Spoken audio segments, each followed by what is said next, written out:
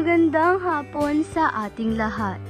Ako si Mia at nais kong ibahagi ang isang istoryang pinamagatang Dugo sa Alaala. Ang istoryang ito ay tungkol sa isang babae na may masakit na karanasan sa kanyang buhay. Nagsimula ang lahat sa isang babaeng nagngangalang Clara. Si Clara ay matalinong bata. Siya rin ay masunurin, masipag, maganda at higit sa lahat ay magalang. Simula pa sa elementary ay siya na ang nangunguna sa kanilang klase at nagpatuloy ito hanggang nakaabot siya ng high school. Sa angking kagandahan ni Clara ay maraming nanligaw sa kanya. Ngunit lahat sila ay bigo at kalaunan ay sumuko, maliban sa isa.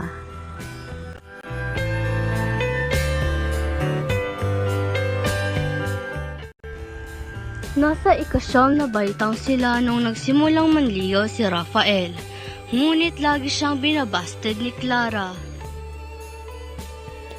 Clara, kailan mo ba ako sasagutin? Hay nako, Rafael. Study first ako, no? Hindi tumigil si Rafael hanggang nakarating sila sa ikasampung baitang. Natuwa si Clara sa mga ginawa ni Rafael at kalaunan ay nahulog din siya dito, kaya't sinagot na niya ito. Hay nako, ang kulit mo talaga. Sige na nga, sinasagot na kita. Talaga? Yes! Ipinapangako ko, bibigay ko lahat sa iyo. Nagkatuluyan na nga silang dalawa, ngunit istrikto ang mga magulang ni Clara, kaya't sinikreto na lamang nila ito sa kanyang mga magulang.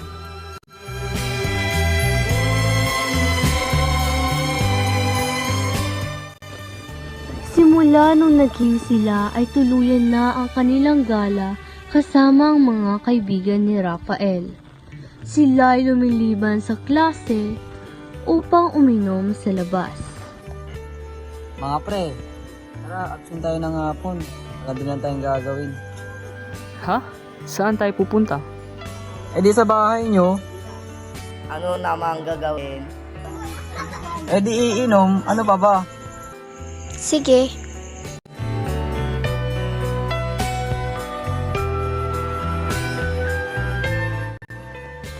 Dahil sa pagliliban ni Clara sa kanyang mga klase, ay tuluyan nang bumaba ang kanyang mga grado.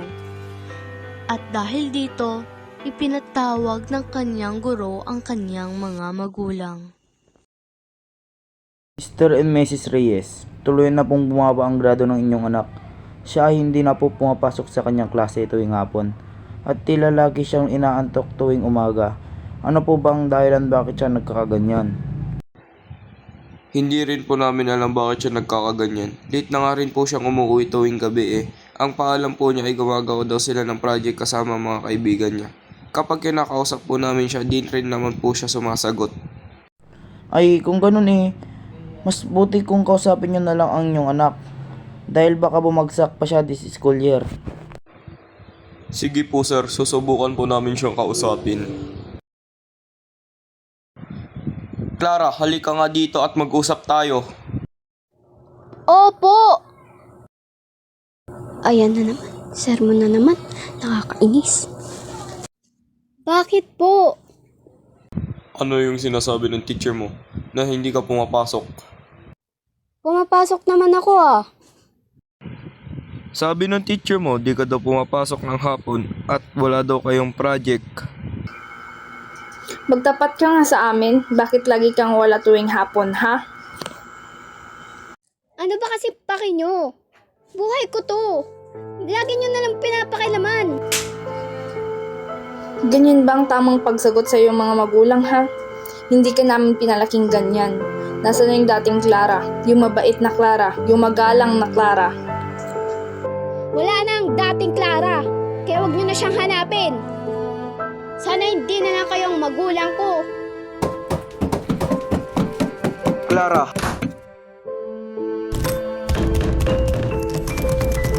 Clara, lumabas ka dyan! Bahala kayo dyan. Ayos na ako.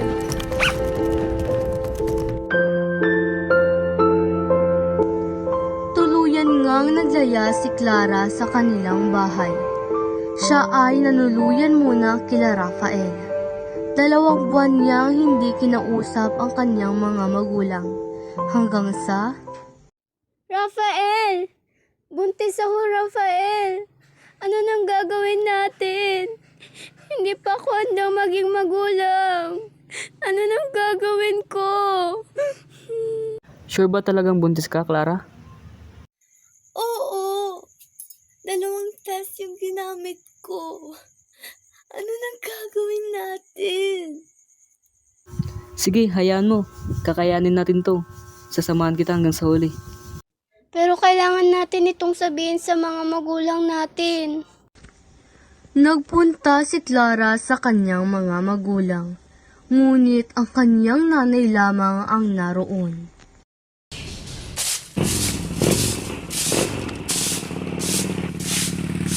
Inay! Aba, tignan mo kung sino ang nagpakita. Mabuti naman at naisip mo kami. Inay! Patawad po! Patawad po talaga, Inay! O siya, pinapatawad na kita. Ano bang kailangan mo at bumalik ka? Inay, may sasabihin po sana ako. Pero wag po kayong magagalit. Ha? Bakit naman ako magagalit? Huwag mong sabihing buntis ka. Yun na nga po, Inay eh. Ano? Sino may gawa sa'yo niyan? Sino ang ama? Pinalaki ka namin ng maayos tapos ganito na lang ang gaganti mo sa amin. Masyado ka pang bata para magbuntis, anak. Sino ang ama? Sabihin mo nang makilala namin siya. Si Rafael po, Nay. Yung jowa ko. Ha?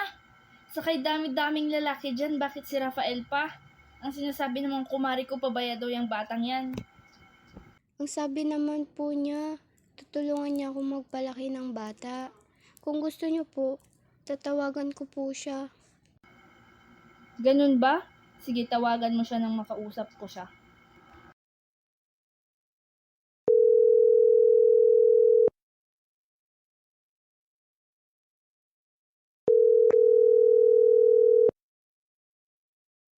The subscriber cannot be reached. Please try again later. Hindi niya po sinasagot, Nay. Yan na nga ba ang sinasabi ko sa'yo, nak? Sabi ko na nga ba pabaya yan? Nay, baka lobat lang naman. Mabuti pa, puntahan na lang natin siya. Nagpunta sila sa bahay nila Rafael. Ngunit hindi nila ito nakita doon. Nakita naman ni Clara si MJ at tinanong niya ito. MJ! MJ! MJ! Oh, bakit? Ano yun, Clara? Ang ingay-ingay mo, ang aga-aga. Sorry, nakita mo ba si Rafael? Hindi niya kasi sinasagot mga tawag ko eh. Si Rafael, kakayos lang niya. Di niya ba sinabi sa'yo? Ha? Wala siyang sinabi sa akin. Saan siya nagpunta? Sabi niya, babalik daw siya sa probinsya nila. Doon na daw siya mag-aaral. Ha? Pero ang sabi niya, sasama niya ako hanggang sa huli. Ayan na nga ba sinasabi ko? Ngayon paano natin sasabihin sa tatay mo? Alam mo namang may sakit yun sa puso. Tuluyan na ngang iniwan ni Rafael si Clara at hindi niya alam kung saan ito nagpunta. Ngunit sinabi naman ng kanyang ina na siya na mismo ang tutulong magpalaki sa kanyang apo. Pagkatapos ng insidenteng iyon ay bumalik na sila sa kanilang tahanan upang pag-usapan ang mga nangyari nung panahong naglaya si Clara nang biglang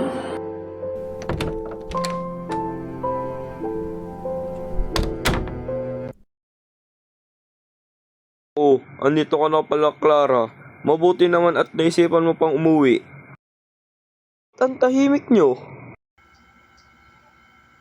Ramon, mas mabuti siguro kung umupo ka na lang muna.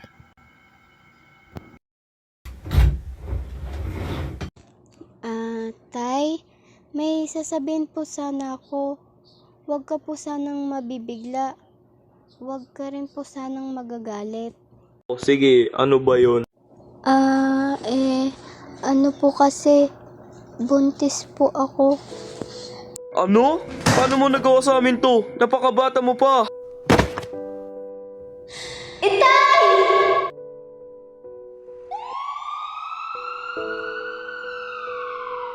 Inatake sa puso si Ramon at nahimatay. Agad siyang isinugod sa ospital. Nang makarating sila, ginawa ng mga doktor ang lahat ng kanilang makakaya upang iligtas ang buhay ni Ramon. Ngunit sa kasamang palad, ay binawian siya ng buhay. Labis ang paghihinagpis at pagsisisi ni Clara dahil sa kanyang mga ginawa. Kinumbinsi ni Nanay Maria na huwag ipalaglag ang bata dahil tutulungan niya itong palakihin.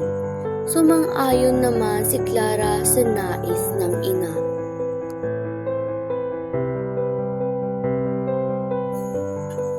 Lumipas na ang 8 buwan at nagsilang si Clara ng isang babae. Pinangalanan niya itong Nina. Habang siya ay nagpapahinga sa ospital, lumabas ang kanyang ina upang bumili ng ricado para sa lulutuin niyang sinigang. Habang pauwi na siya upang magluto, biglang may sumulpot na truck at nabangga nito si Nanay Maria. Sa sobrang lala ng tinamo ni Maria ay di na siya naisugod sa ospital at kalaunan ay namatay din. Nang nalaman ni Clara na namatay ang kanyang ina, ay lubos ang kalungkutan ang kanyang nadama. Dahil sa sobra-sobrang sakit na nadarama ni Clara, ay sinisi niya ang kanyang anak na si Nina sa lahat ng mga nangyari.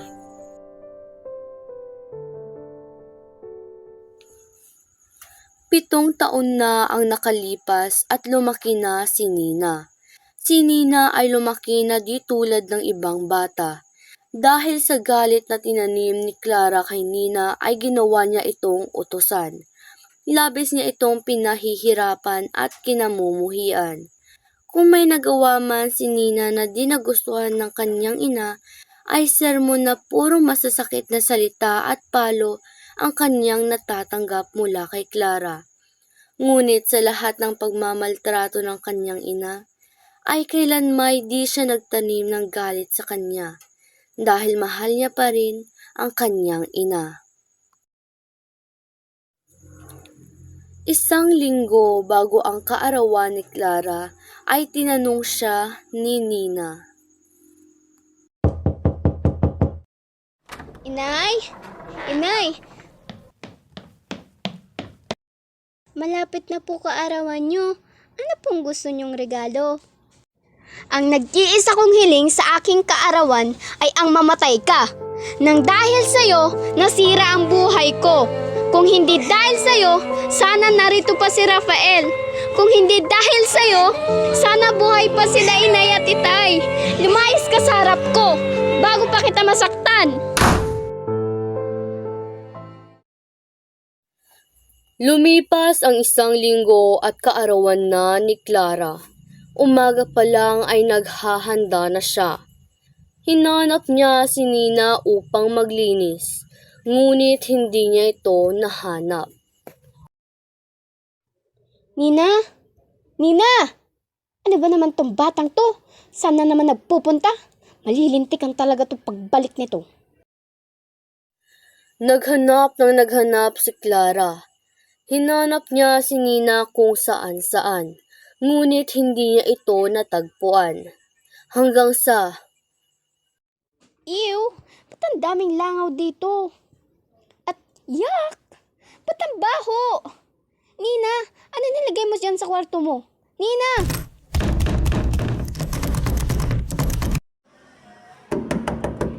Nina! Buksan mo tong pinto! Sinubukang buksan ni Clara ang silid ni Nina, ngunit hindi pa rin niya ito nabuksan.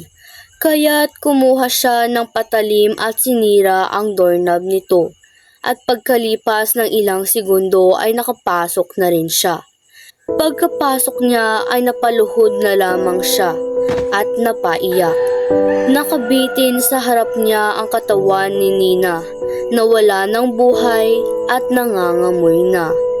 Nakatali sa paa nito ang isang papel na may nakasulat. Binasa niya ito at siya ay napayakap na lang sa katawan ng anak. At tuloy-tuloy ang kanyang pag-iyak na parabang hindi na titigil. Dear Nanay Clara, patawad inay, sorry kung may mali akong nagawa. Sorry inay kasi nasira ko buhay mo. Sana masaya ka na inay dahil natupad ko na ang birthday wish mo. Happy birthday nay, mahal na mahal po kita. Love, Nina.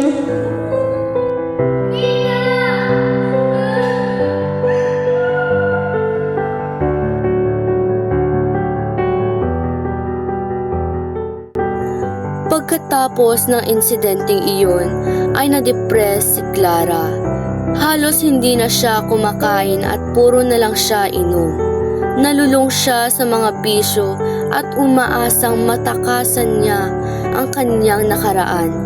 Ngunit ang mga alaala ay bumabalik at tuluyang sinasaktan ang malapit ng masirang puso.